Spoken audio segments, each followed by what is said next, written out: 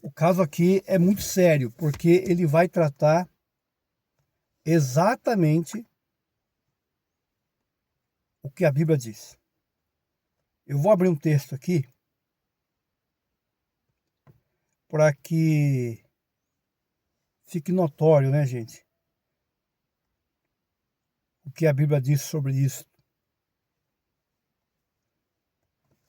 É uma tradução que eu tenho aqui, que eu vou usar ela como recurso para poder falar. Então, o fim dessa era no milênio, antes do milênio, é assim que todo pré-milenista via, né? Os pais da igreja, esses movimentos de Deus para estabelecer o reino de forma completa na terra. Esses movimentos de Deus.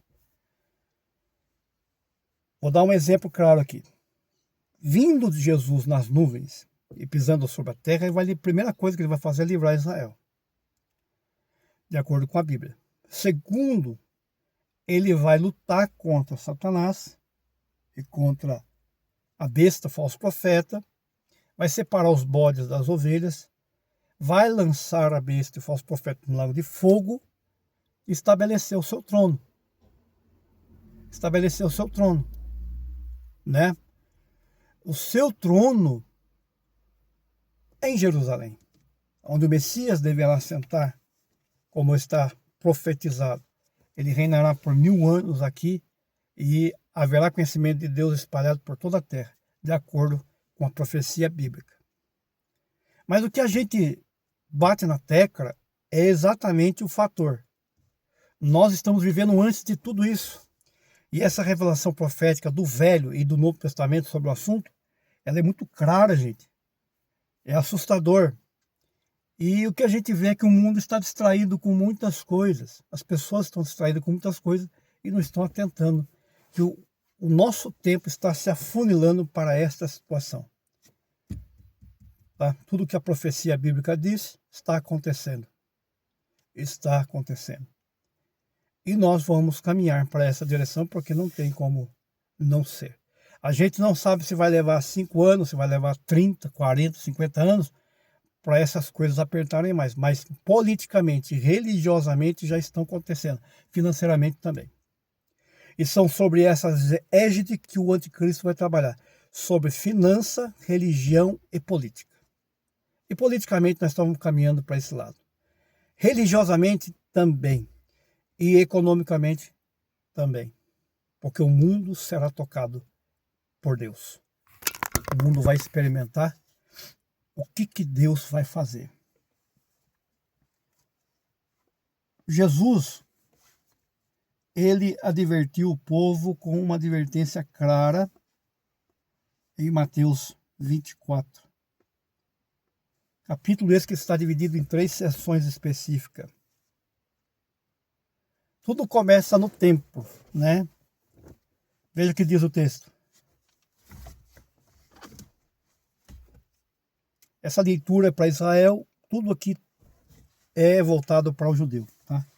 Mas Jesus disse para olhar para a figueira e para as outras árvores. Então, de certa forma, acaba atingindo a figueira, que é Israel, e as outras árvores também. Jesus saiu do templo e, enquanto caminhava, seus discípulos aproximaram-se dele para lhe mostrar a construção do templo. Vocês estão vendo isto? Perguntou ele. E lhes garanto que não ficará aqui pedra sobre pedra, serão todas derrubadas. E tendo Jesus se assentado no Monte da Oliveira, os discípulos dirigiram-se a ele em particular e disseram: dize-nos quando acontecerão essas coisas e qual será o sinal da tua vinda e do fim dos tempos. Jesus respondeu: cuidado, que ninguém vos engane. Pois muitos virão em meu nome dizendo eu sou Cristo e enganarão a muitos. Vocês ouvirão de guerras e rumores de guerra, mas não tenham medo. É necessário que tais coisas aconteçam, mas ainda não é o fim. Jesus está abrangendo a profecia para um tempo distante, muito claramente. Os acontecimentos vão se desenrolar um depois do outro. Tudo isso será o início de dores, o princípio. Então eles os entregarão para serem perseguidos e condenados à morte. Vocês serão odiados por todas as nações por minha causa. Veja que ele está falando aqui numa linguagem direta e objetiva, apontando para eles e para o futuro. Os discípulos foram perseguidos até a morte. E os que creram na mensagem continuam sendo perseguidos de certa forma. Dependendo de onde você vive, a perseguição é uma certa. Só basta olhar lá para o Cazaquistão, olhar lá para o Sudão, você vai ver que tem gente lá sendo perseguido por causa da fé. No Brasil a perseguição é leve. No Brasil a perseguição é leve, né? O pessoal não tem coragem de encarar você cara a cara, não.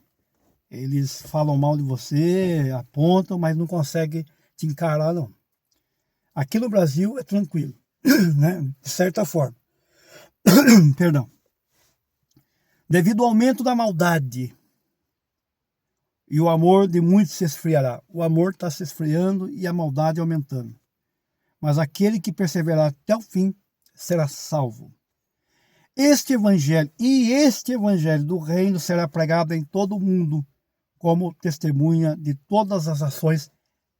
Então virá o fim. É o fim desta era que falo. Só que Jesus não interrompe.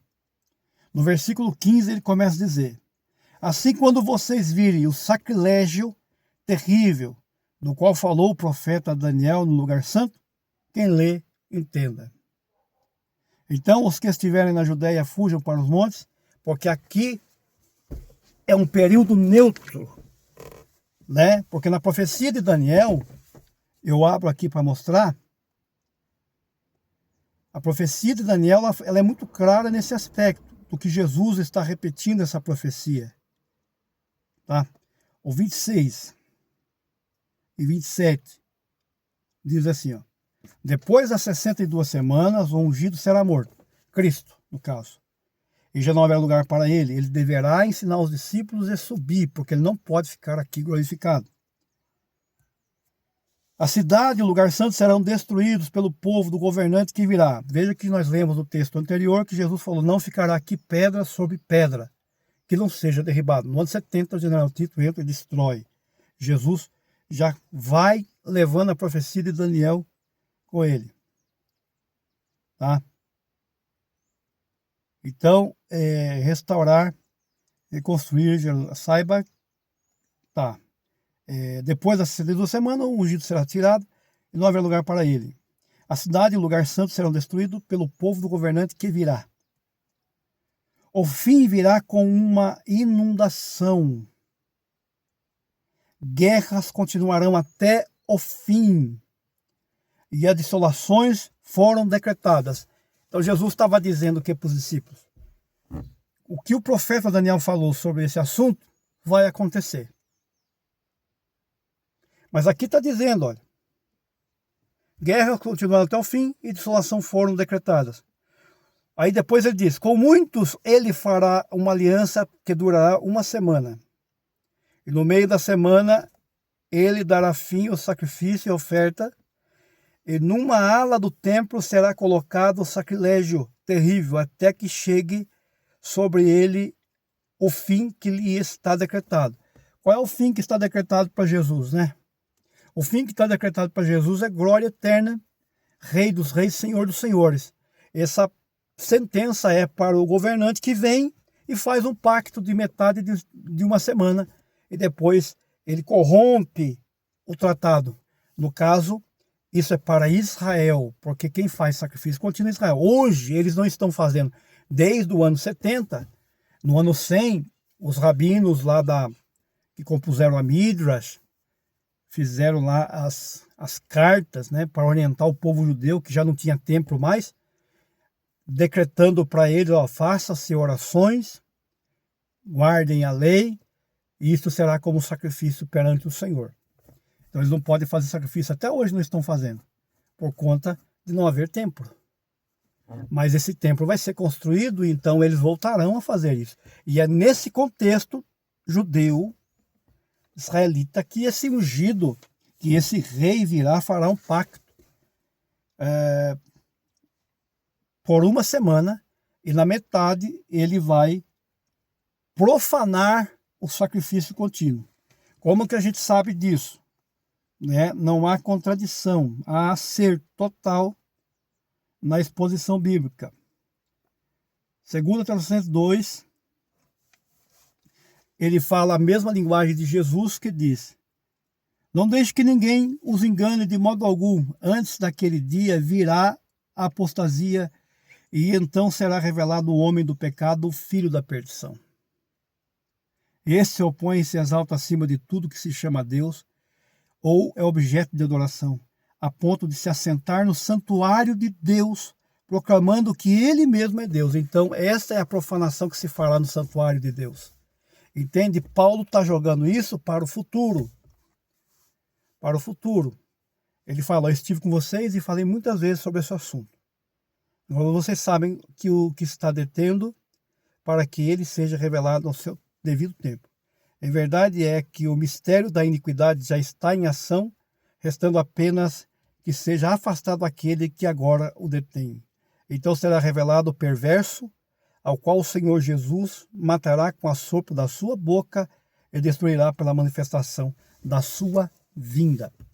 Então, a prova de que o período tribulacional e de que Daniel tem o intervalo sim das semanas é que esse texto aqui está falando que o Senhor virá no final de todo esse processo dele querer ser como Deus, fazer um pacto de 3 anos e meio, querer ser como Deus e se manifestar profanando depois da metade do tempo, profanando o templo, se assentando no templo como Deus, querendo ser Deus. Israel não vai aceitar, haverá 3 anos e meio de pura guerra entre a besta e os fiéis a Deus, tanto judeus como não judeus, tá? Isso aí no contexto da tribulação, que é um período de 7 anos, de acordo com Daniel e de acordo com o próprio Jesus. Tá certo?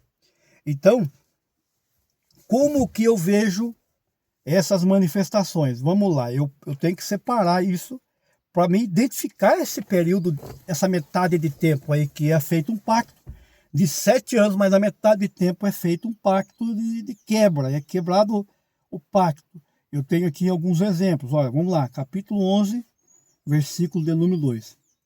Exclua, porém, o pacto exterior, não meças, pois ele foi dado aos gentios, e eles pisarão a cidade santa durante 42 meses, 1260 dias, 3 anos e meio. E estas são as 2 testemunhas, os 2 candelabros que permanecem diante do Senhor da terra. Se alguém lhes quiser causar dano, da boca deles sairá fogo e devorará os seus inimigos. Eles vão pregar durante 1260 dias, 3 anos e meio. Por que eles estão pregando? Porque a besta se manifestou, abriu as garras. Até então era paz, era um governo pacífico. Israel recebeu, eles estavam podendo cultuar a Deus dentro da sua normalidade, o sacerdote restaurado. E agora não tem mais isso, porque o anticristo que está exigindo adoração. Como que eu sei disso? Vamos lá, na continuidade, Apocalipse. Apocalipse, capítulo 13,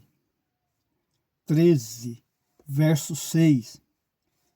E ela abriu a boca para blasfemar contra Deus e amaldiçoar o seu nome, e o seu tabernáculo, e os que habitam nos céus. Foi-lhe dado poder para guerrear contra os santos e vencê-los. Foi-lhe dado autoridade sobre toda a tribo, povo e língua. Aqui nós temos uma ideia do que a besta vai fazer. Foi-lhe dado por quê? Porque o mundo deverá sofrer suas consequências, tá? E no versículo 5, a besta foi dada uma boca para falar palavras arrogantes e blasfemas, que lhe foi autoridade, que lhe foi dado autoridade para agir durante 42 meses, que é 1260 dias. Então a besta vai agir nesse final de período, nesse final da tribulação, para atacar o povo de Israel e todos que se opuserem a ele. A Israel aqui, ó. Apocalipse, capítulo de número 12, versículo 5. E deu à luz um filho, um homem, e governará todas as nações com cetro de ferro. Seu filho foi arrebatado junto ao trono de Deus, falando da figura profética do Messias, e também do remanescente judeu.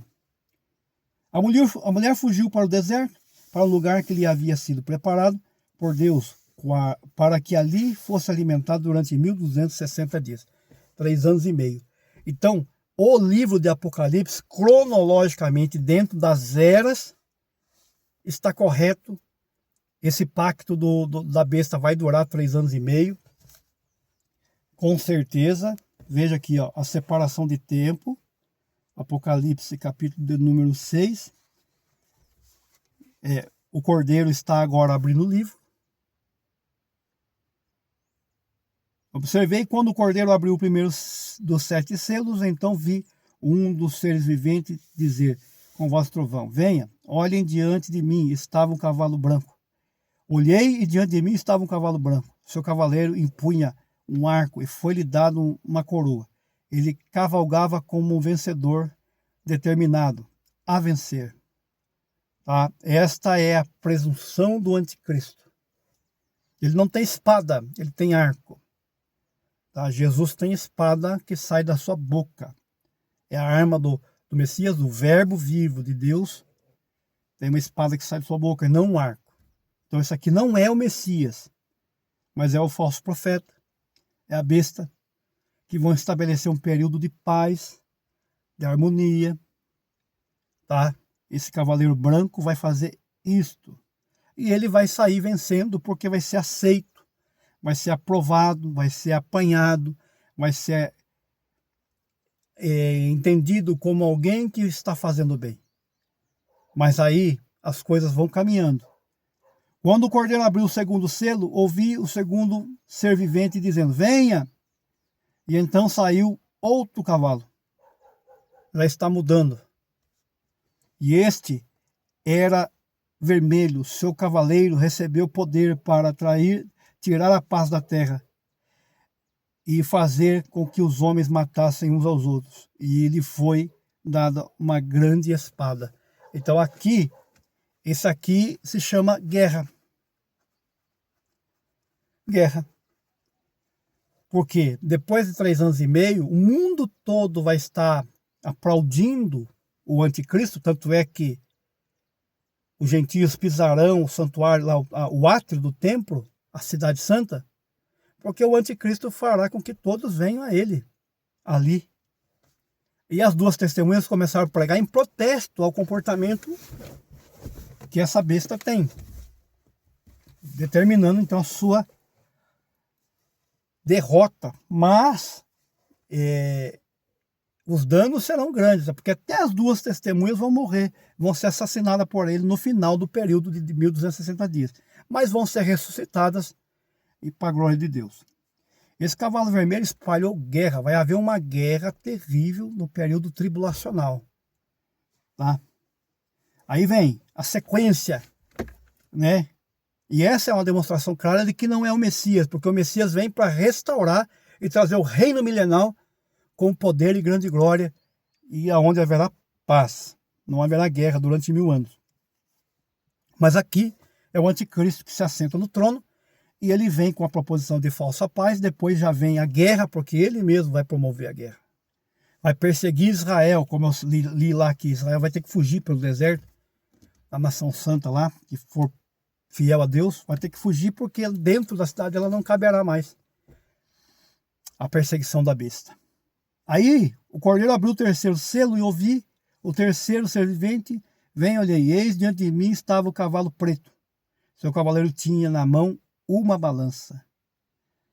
Então ouvi que parecia uma voz entre os 4 seres viventes, dizendo: 1 quilo de trigo por 1 denário, 3 quilos de cevada por 1 denário. Não danifique o azeite e o vinho. Então quer dizer, a comida vai faltar. A comida vai faltar. A fome vai tomar conta do mundo, porque aonde há uma ditadura, a fome se instala. Pode ver, todos os países que têm ditadura têm fome, e não é pouco, é bastante fome. Todos os países que têm ditadura têm fome. O Brasil, se não tomar cuidado, vai entrar numa ditadura. Nós já estamos sofrendo já essa ditadura da toga. Um juiz,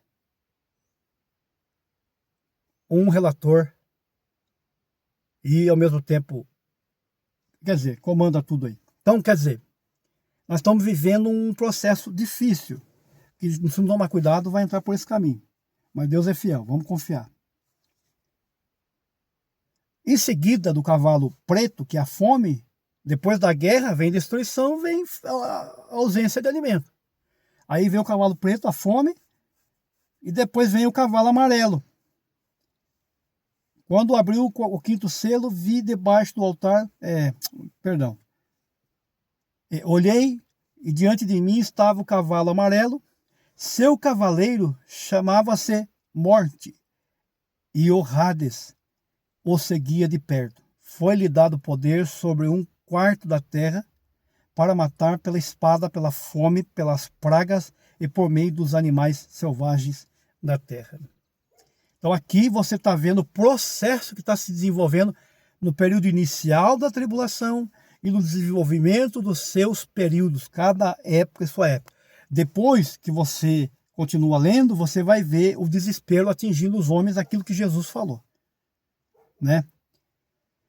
Quando abriu o quinto selo, vi debaixo do altar as almas daqueles que haviam sido mortos por causa da palavra de Deus, o testemunho que deram.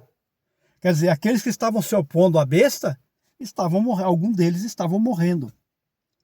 Então, cada um deles recebeu uma veste branca e foi-lhe dito que esperassem um pouco mais, até que se completasse o número dos seus conservos e irmãos, que deveriam ser mortos como eles foram. Por quê? Porque na profecia está claro que mais gente vai morrer por causa de não aceitar o número da besta. Tá? Por não aceitar o número da besta, essas pessoas vão morrer.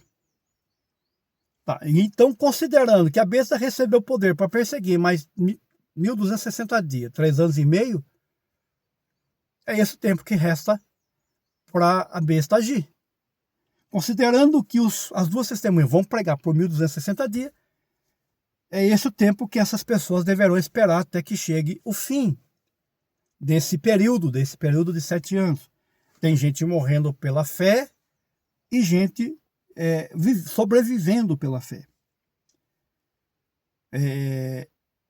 Observei quando ele abriu o 6º selo, houve um grande terremoto e o sol ficou escuro como tecido de cinza negra, toda a lua tornou-se vermelha como sangue, e as estrelas do céu caíram sobre a terra, e os figos, como figos verdes, caem da figueira quando sacudidos por um vento forte.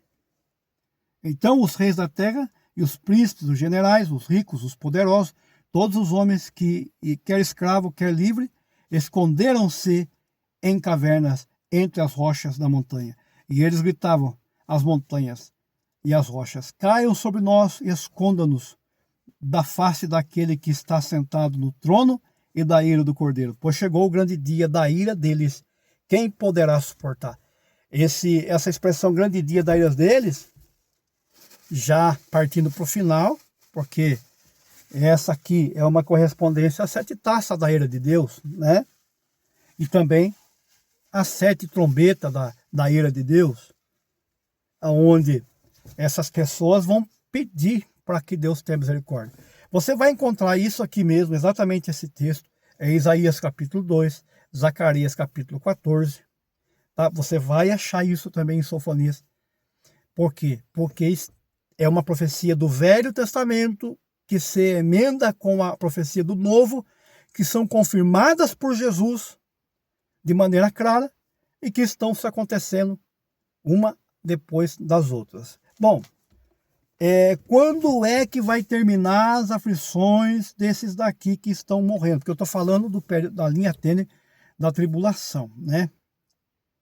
Quando é que vai terminar a aflição desse grupo aqui, dessa linha? Porque a igreja, ela já foi tirada há muito tempo desse processo. Tá? Aqui, ó, capítulo 20. Satanás é amarrado por 1000 anos. E vi descer do céu um anjo que trazia na mão a chave do abismo e uma grande corrente. E ele prendeu o dragão, a antiga serpente, que é o diabo, Satanás, e o encerrou por 1000 anos. Lançou-o no abismo e fechou e pôs um selo sobre ele, para assim impedi-lo de enganar as nações até que terminassem 1000 anos. Depois disso é necessário que seja solto por um pouco de tempo. Vi tronos e os que estavam assentados, e os que se assentaram, aqueles a quem havia sido dado autoridade para julgar. Vi as almas dos que foram decapitados por causa do testemunho de Jesus e da palavra de Deus. E eles não tinham adorado a besta e nem a sua imagem, e não tinham recebido a sua marca na testa e nem na mão. Eles ressuscitaram e reinaram com Cristo durante 1000 anos.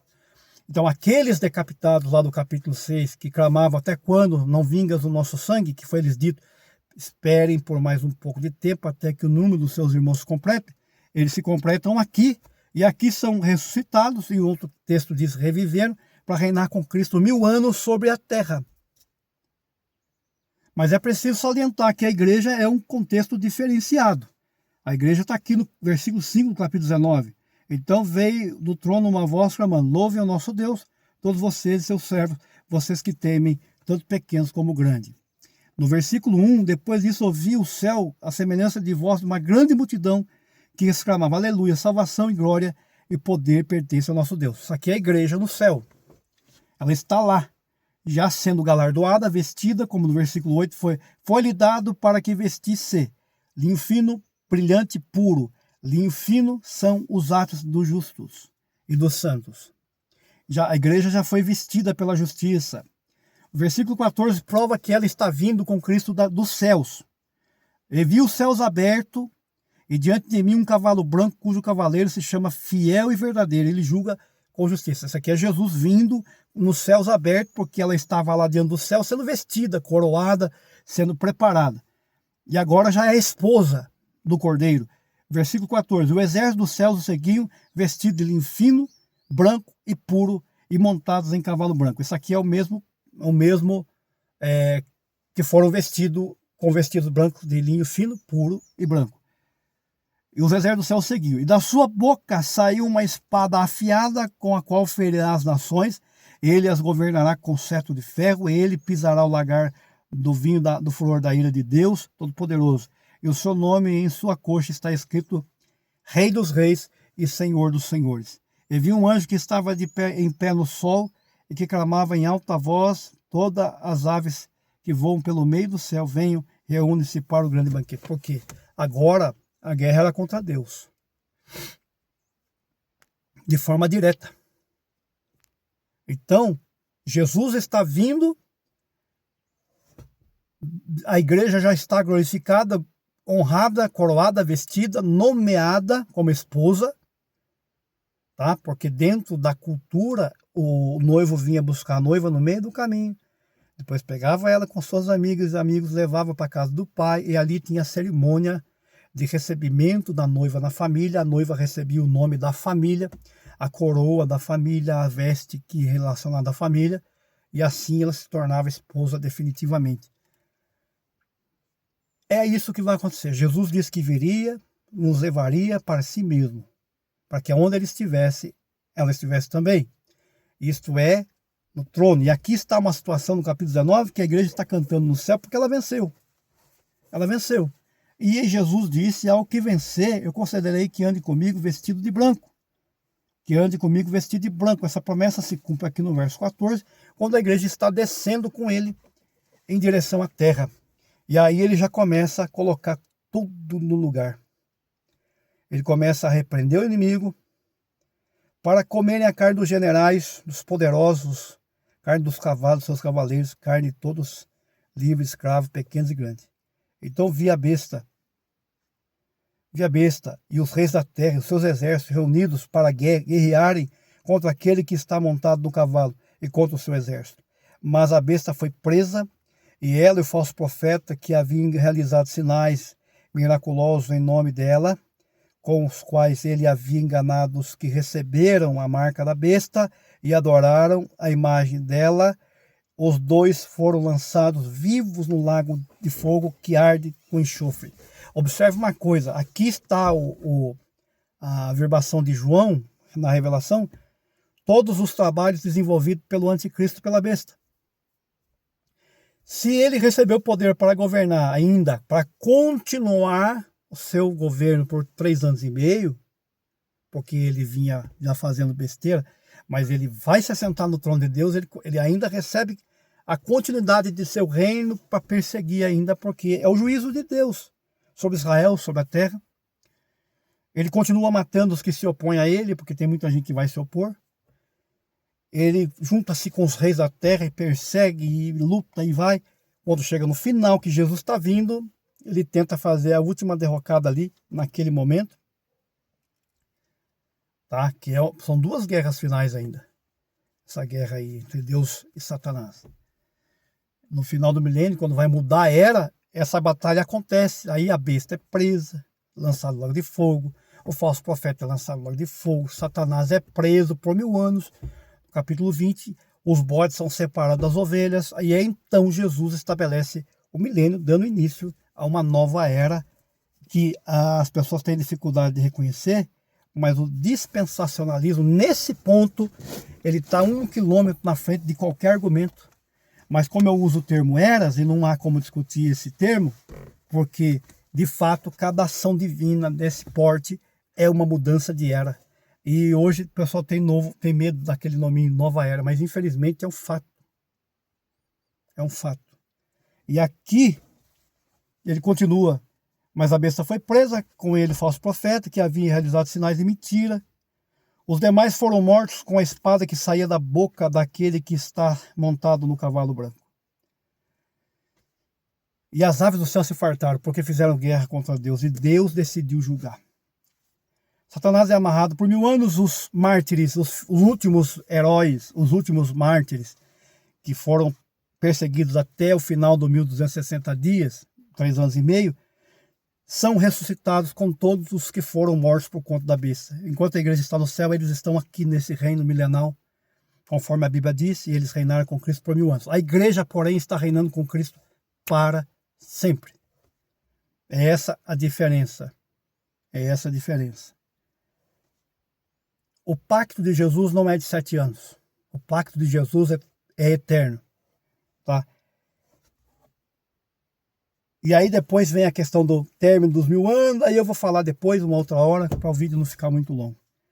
Que Deus abençoe, que essa reflexão possa trazer alguma luz sobre o que está por vir nos dias finais. Amém? Que Deus abençoe.